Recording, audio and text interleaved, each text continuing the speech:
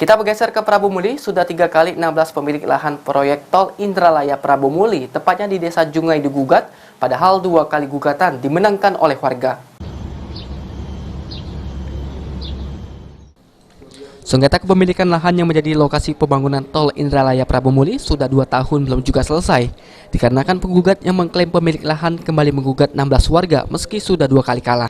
Guna mendapat perlindungan hukum, 16 warga yang merasa pemilik sah lahan tersebut mengadu ke Mahkamah Agung, Komisi Yudisial Republik Indonesia, dan Satgas Mafia Tanah Mabes Polri.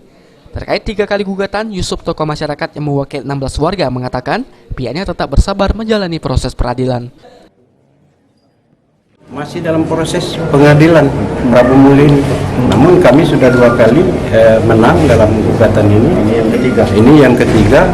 Namun dampaknya belum berhak ataupun belum waktunya kami menerima karena mungkin firman Tuhan dan lain sebagainya, mungkin itu ada mengatakan Tuhan menguji kepada orang-orang yang sabar.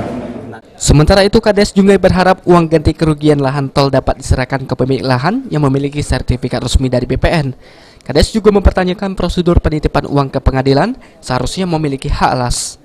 Masa akan langsung diserahkan langsung oleh PUPR kepada pengadilan? Nah, konsignasinya tadi saya tanya berdasarkan apa sama PUPR? Ya berdasarkan surat yang mana? Surat yang ada di pertanahan. Surat yang ada di pertanahan adalah surat masyarakat saya. Ini ada surat contoh surat. Suratnya sudah kami ambil dari pertanahan. Kenapa? Sah milik rakyat, suratnya sudah diambil. Di PUPR kami hanya menitip. Bedi Firdaus, PAL TV.